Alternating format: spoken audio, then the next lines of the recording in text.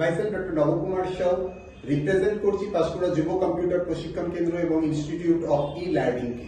মাধ্যমিক পরীক্ষা প্রায় শেষের পথে, উচ্চ মাধ্যমিক শুভারম্ভ হতে চলেছে। উচ্চ মাধ্যমিক পরীক্ষার্থীদের জন্য রইল অনেক অনেক শুভকামনা ইনস্টিটিউট অফ ই লার্নিং এবং পাঁশকুড়া যুব কম্পিউটারের পক্ষ থেকে। প্রত্যেকের পরীক্ষা খুব ভালো হোক, প্রত্যেকের সাফল্য কামনা করি। যাই হোক, পরীক্ষা আসছে, শেষ মিনিট আমাদেরকে প্রস্তুতি নিতে হবে। আমরা অনেক শিক্ষকের সাথে মাধ্যমিকের যোগাযোগ করেছিলাম, স্যারেরা এসেছিলেন, স্যারেরা লাস্ট মিনিট গাইড করে গেছেন এবং অনেকেই উপকৃত হয়েছে, অনেকেই মেসেজ করেছে, অনেকেই ফোন করে বলেছে স্যার লাস্ট মিনিট সাজেশনটা দারুণ হয়েছে বা লাস্ট মিনিটটা আমার খুব কাজে লেগেছে। তো আজকে মাধ্যমিক এবং এইচএস ম্যাথ সাবজেক্টটা কিভাবে আমি আরো ভালো রেজাল্ট করব, কিভাবে আমি লাস্ট মিনিটে সাজেশন নেবো, যদি সারা বছর ঠিকঠাক পড়াশুনো না করে থাকি, ফাঁকিবাজি করে থাকি, বা পড়াশুনো যদি করেও থাকি আবার সেটা যদি আমার ঠিকঠাক না হয়, বা শেষ মিনিটে আমি কোন কোন জিনিসগুলোকে দেখে নেব, এই বিষয়টা নিয়ে আমরা আজকে পেয়ে গেছি। আমরা খুব লাকি, আমরা পেয়ে গেছি সন্দীপ মাইতি স্যারকে।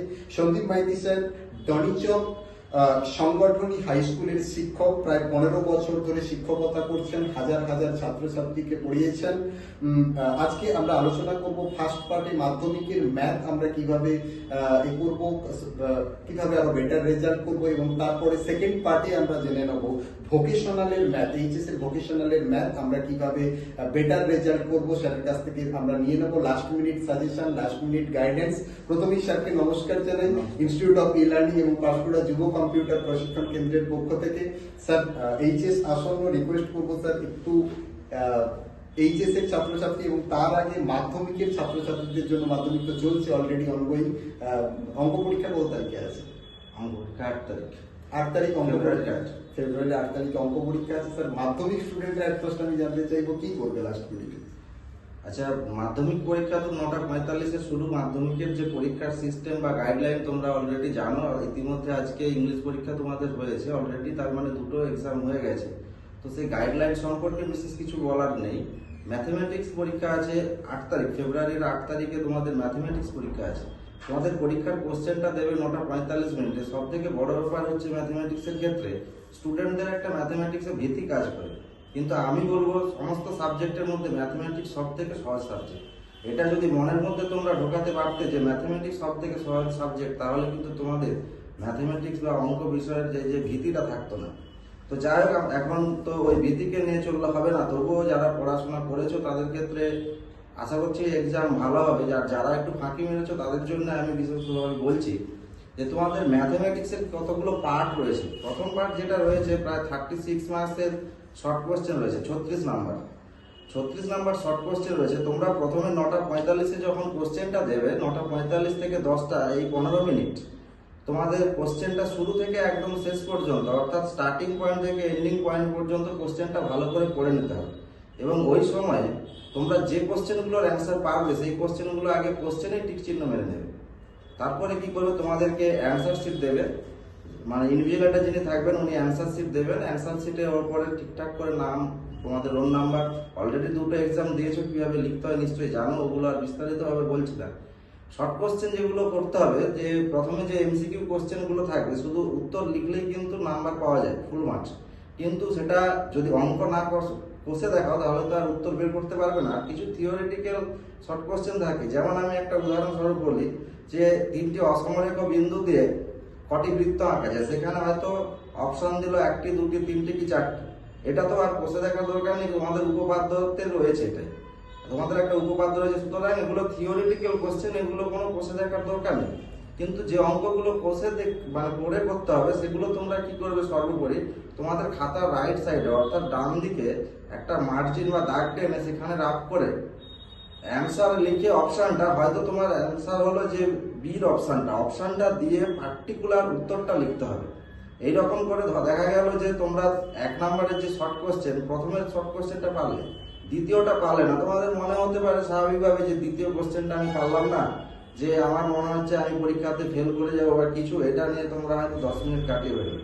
আলটিমেটলি এটা করলে তোমাদেরই ক্ষতি। যেটা পারবে না সেটা স্কিপ করে যাবে। কিভাবে স্কিপ করে না, ওই অঙ্কটা করতে গেলে প্রয়োজনীয় জায়গায় যতটা দরকার ঠিক ততটা জায়গা বা তার থেকে একটু বেশি জায়গা ছেড়ে পরের কোশ্চেনে চলে যাবে। পরের কোশ্চেনে যাওয়ার পর দেখা গেল তারপরে কতগুলো অ্যান্সার করলে যেটা পারলে না সেটা ছেড়ে দাও, ছেড়ে দিয়ে নেক্সট কোশ্চেনে চলে যায়। এইভাবে পরপর ভাবে করতে থাকবে। এইবারে এটা পরপর করতে থাকবে সিরিয়াল ওয়াইজ যারা ম্যাথমেটিক্সে খুবই পারদর্শী ছাত্র। কিন্তু যারা মিডিয়াম কোয়ালিটি ছাত্র বা লোয়ার কোয়ালিটি ছাত্র তাদের ক্ষেত্রে বলবো কিছু টেকনিক ফলো করতে হয়। মানে এক্সাম হল, মানে আমরা তো যখন নেট প্র্যাকটিস করি তখন একরকম খেলি, কিন্তু যখন একটা মাঠে গিয়ে যখন আমরা খেলি তখন কিন্তু সেটা একটা নার্ভাসনেস কাজ করে।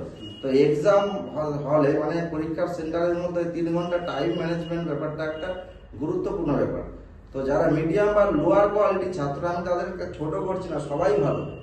তো ঘটনাটা হচ্ছে তাদের ক্ষেত্রে আমি বলবো যে শর্ট কোশ্চেনগুলো করার পর ফার্স্টলি তোমরা উপপাদ্য করবে। একটা 5 নম্বরের উপপাদ্য থাকে।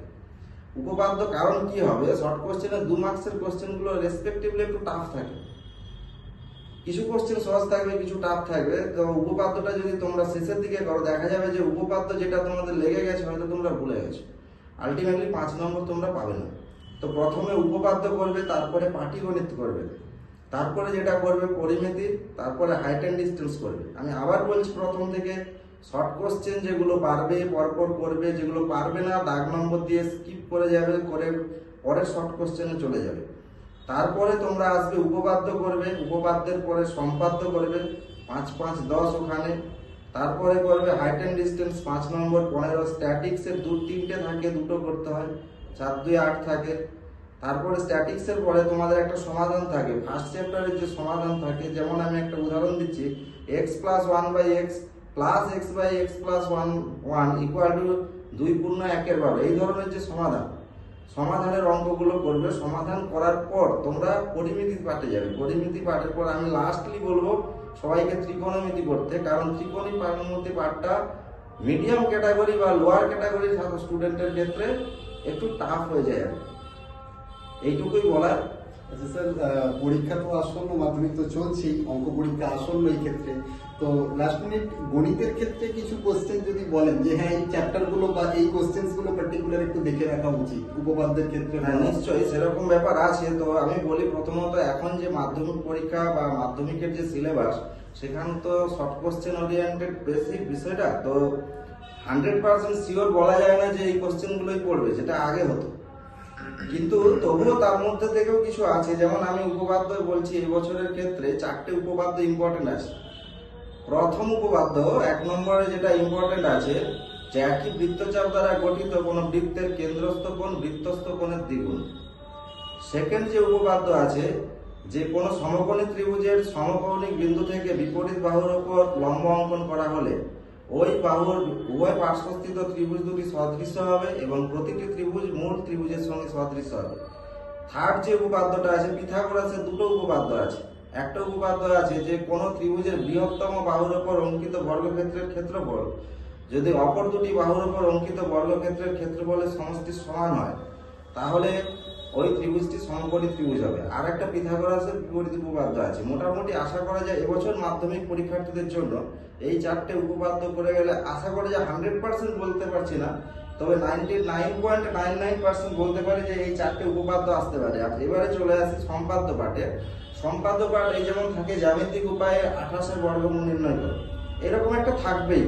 এটা একদম মানে নিশ্চিত থাকবে যে জ্যামিতিক উপায়ে 28 বর্গমূল বা 31 বর্গমূল, সেগুলো কিরকম করতে হয় তোমরা জানো, সেটা আর এই মানে এখানে করে বোঝানো সম্ভব না।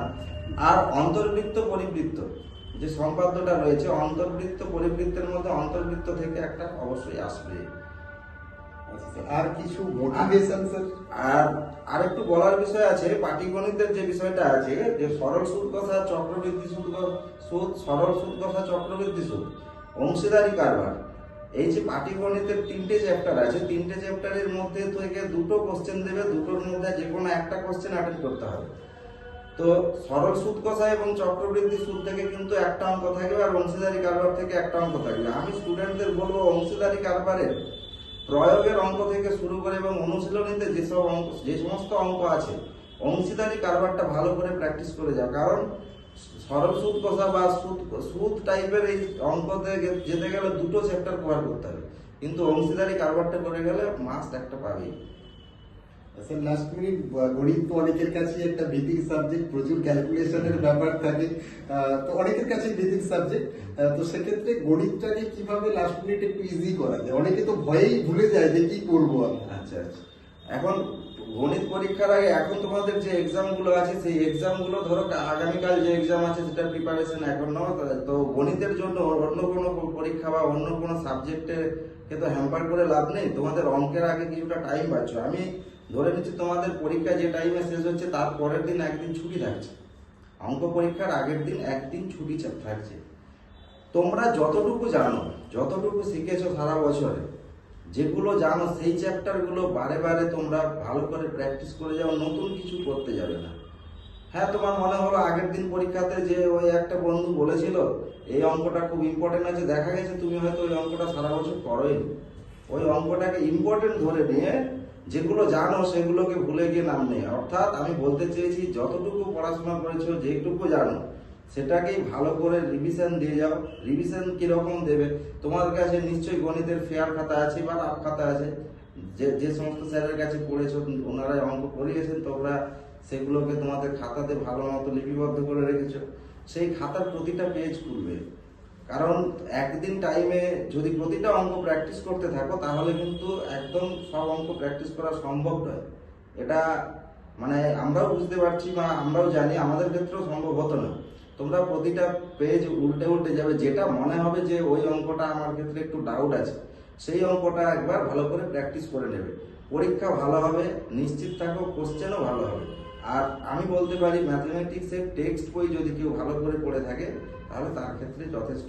ভীতি পাওয়ার কিছু নেই, ভয় পাওয়ার কিছু নেই। স্টেপ বাই স্টেপ তোমরা প্র্যাকটিস করে যাও, অসুবিধা হবে না, কোশ্চেন ইজি হবে। যেটুকু আমরা বুঝলাম তাই নতুন করে আর কিছু প্র্যাকটিস নয় বা নতুন করে আর কিছু আবিষ্কার করে আবিষ্কার করে লাভ নেই। যেটুকু আমার আছে সেটুকুকে খুব সংঘবদ্ধ ভাবে এবং স্যার যেইগুলো বললেন, যেই কোশ্চেন্স গুলো বললেন, সেই কোশ্চেন্স গুলোকে একটু ভালো করে নাড়াচাড়া করে দেখতে হবে যে আমরা ঠিকঠাক সেই জিনিসগুলো প্র্যাকটিস করছি কিনা বা সেইগুলোকে শেষ মুহূর্তে প্রস্তুতি হিসেবে নিচ্ছি কিনা।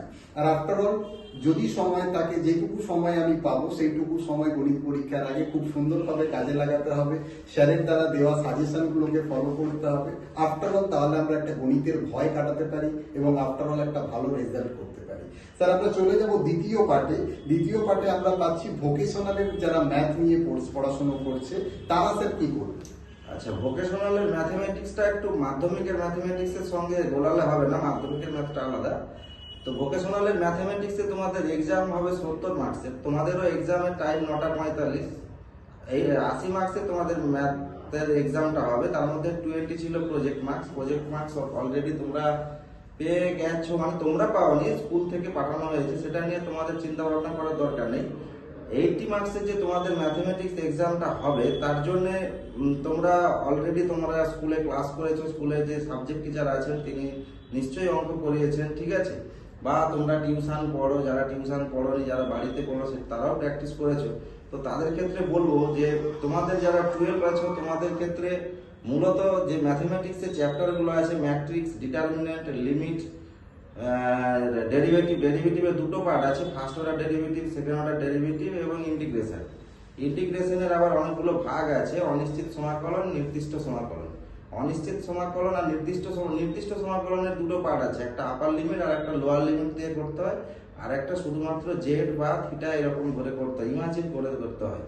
তো আমি বলবো যে এই যে কতগুলো আছে ম্যাট্রিক্স, ডিটারমিনেন্ট, ডেরিভেটিভ, লিমিট এবং ইন্টিগ্রেশন, 5টা চ্যাপ্টার। ইন্টিগ্রেশনের মধ্যে 3টে পাচ্ছি আমরা, অনিশ্চিত সমাকলন এবং নির্দিষ্ট সমাকলনের দুটো পার্ট পাচ্ছি। তো এই যে 3টে চ্যাপ্টারের মধ্যে আমি বলবো যে ডিটারমিনেন্ট, ম্যাট্রিক্সের মধ্যে যে কোনো একটা চ্যাপ্টার করে যাও ভালো করে, যে কোনো, কারণ ডিটারমিনেন্ট আর ম্যাট্রিক্সের মধ্যে কিন্তু অল্টারনেটিভ কোশ্চেন তোমরা পাবে। আর লিমিটেড চ্যাপ্টারটা খুব ভালো করে যাবে, লিমিটেড চ্যাপ্টারে কিন্তু কোনো অল্টারনেটিভ কোশ্চেন পাবে না। আর ফার্স্ট অর্ডার এবং সেকেন্ড অর্ডার যে ডেরিভেটিভের চ্যাপ্টারটা রয়েছে তার মধ্যে second order derivative respectively first অর্ডারের থেকে কঠিন। কঠিন মানে এই অর্থে কঠিন বলবো, সেকেন্ড অর্ডার ডেরিভেটিভের অঙ্কগুলো একটু বড় হয়। কারণ ফার্স্ট অর্ডার, সেকেন্ড অর্ডার মানে কি, যে আমি একটা যদি উদাহরণ দিই যে y সমান বলছে log x, তাহলে যদি বলে যে d2y বাই dx2 মানে y2 এর মানটা কত, d2y বাই dx2 যেটা সেটাকে y2 বলে। আবার ফার্স্ট অর্ডার ডেরিভেটিভের ক্ষেত্রে dy বাই dx কে বলা হয় y1। তাহলে ফার্স্ট অর্ডার ডেরিভেটিভটা যদি করতে হয় তাহলে dy বাই dx1 কিভাবে যদি দেওয়া থাকে y সমান log x, যেমন লিখতে হয় যে x এর সাপেক্ষে উভয় পক্ষকে অবকলন করে পাই, বা ইংরেজিতে লিখলে by differentiate both side with respect to x we get, তখন কি হয় dy বাই dx সমান 1 বাই x হয়। কিন্তু ওই ফার্স্ট অর্ডার ডেরিভেটিভ যেটা হলো 1 বাই x, ওরই আবার সেকেন্ড অর্ডার ডেরিভেটিভ করতে হয়। তাহলে সেকেন্ড অর্ডার ডেরিভেটিভ করতে গেলে কি হয় 1 বাই x মানে কি x to the power minus 1। তাহলে আমরা ডেরিভেটিভের ক্ষেত্রে x to the power n সমান কি জানি, x to the power n minus 1 divided by n minus 1। তার মানে আবার যদি সেকেন্ড অর্ডার ডেরিভেটিভ করতে যাই তার মানে পুনরায় ওই x to the power minus 1 এর ডেরিভেটিভ করতে হচ্ছে। তার মানে অঙ্কটা অনেকটা লেন্থি হয়ে যাচ্ছে। সেই জন্য আমি বলবো ফার্স্ট অর্ডার এবং সেকেন্ড অর্ডার ডেরিভেটিভের মধ্যে তোমরা সেকেন্ড অর্ডার ডেরিভেটিভটাকে ডিনাই করে যাও, ওখানে অপশনাল হিসেবে ফার্স্ট অর্ডার ডেরিভেটিভ পাবে, ফার্স্ট অর্ডার ডেরিভেটিভটাকে অবশ্যই করবে। এবং সমাকলন বা ইন্টিগ্রেশন যে চ্যাপ্টারটা রয়েছে সেই ইন্টিগ্রেশন চ্যাপ্টারের মধ্যে অনিশ্চিত সমাকলন সেগুলো তো সব করতেই হবে, ওখানে সাজেস্টিভ হিসেবে কিছু দেওয়া যাবে না। তবে নির্দিষ্ট সমাকলনের যে দুটো পার্ট আছে, একটা আপার লিমিট এবং একটা লোয়ার লিমিট, ওই ঠিক ফার্স্ট অর্ডার ডেরিভেটিভের মতোই কিছুটা, কিন্তু পার্থক্য একটা জায়গাতে, যেটা নির্দিষ্ট সমাকলনের ক্ষেত্রে একটা আপার লিমিট লোয়ার লিমিটের থাকে, আর একটা থাকে তোমার এমনি জেড ধরে করতে হয়। আমি যদি একটা উদাহরণ দিই, যে বললো integration of x by root over of x square plus 1, তাহলে কি ধরতে হয় যে root over of x square plus 1 সমান z, উভয় পক্ষকে বর্গ করে পাই x স্কয়ার প্লাস 1 সমান z স্কয়ার, তারপরে ডেরিভেটিভ করে করতে হয়। তো এই ধরনের অঙ্কগুলোকে করবে, কিন্তু যদি আপার লিমিট বা লোয়ার লিমিট ধরে অঙ্কগুলো করতে থাকো তখন তোমাকে আবার কি করতে হবে, ওই যে x এর মানটা লোয়ার লিমিট মানে কি, একটা ইন্টিগ্রেশনের নিচে যেটা থাকে লোয়ার লিমিট, ওপরে যেটা থাকে আপার লিমিট। তো যদি আপার লিমিট লোয়ার লিমিট ধরে করতে থাকো তখন তোমাকে ওখানে যেটা জেড ধরলে সেই জেডটাকেও কিন্তু আপার লিমিট লোয়ার লিমিটে কনভার্ট করতে হবে, অর্থাৎ মানে অনির্দিষ্ট সমাকলনকে আবার আপার লিমিট লোয়ার লিমিট বসিয়ে তার মানটা বের করতে হবে। তার মানে অঙ্কটা অনেকটা লেন্থি হয়ে যাবে। অর্থাৎ আমি বলবো লাস্টলি যেটা করা দরকার, ম্যাট্রিক্স ডিটারমিনেন্টের মধ্যে তোমার যেটা সহজ হবে দুটো চ্যাপ্টারের মধ্যে, তার মধ্যে যে কোনো একটা চ্যাপ্টার ভালো করে প্র্যাকটিস করবে। লিমিটেড চ্যাপ্টারটা পুরোটাই করতে হবে, এখানে কোনো কিছু করার নেই। আর ডিটারমিনেন্টের ফার্স্ট অর্ডার ডিটারমিনেন্ট বা ডেরিভেটিভ এবং ইন্টিগ্রেশন যেটা আছে তার অনিশ্চিত সমাকলন বা ইনডিফিনাইট ইন্টিগ্রাল এবং নির্দিষ্ট সমাকলনের definite integral without upper limit lower লিমিটের অঙ্কগুলো ভালো করে প্র্যাকটিস করে যাবে।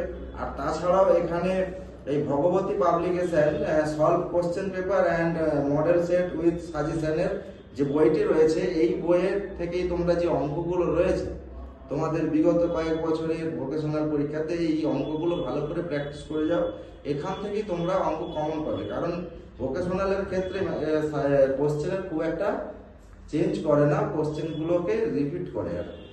আচ্ছা আচ্ছা, তো স্যার লাস্ট মিনিট সাজেশন পেলাম আপনার থেকে, থ্যাংক ইউ সন্দীপ বাবুকে, অসংখ্য ধন্যবাদ সেন্টারের পক্ষ থেকে।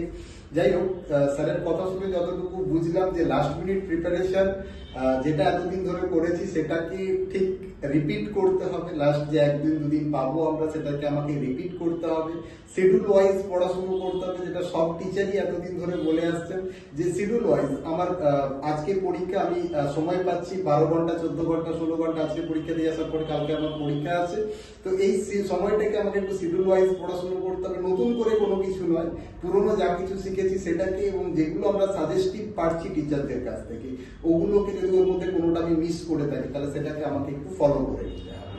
তো অসংখ্য ধন্যবাদ সন্দীপ বাবুকে, দীর্ঘদিন ধরে পড়াচ্ছেন, ওনার ব্যস্ত সময়ের মধ্য থেকে আজকে আমাদেরকে সময় বের করে দিয়েছেন। থ্যাংক ইউ স্যার, পাঁশকুড়া যুব কম্পিউটার এবং ইনস্টিটিউট অফ ই লার্নিং এর পক্ষ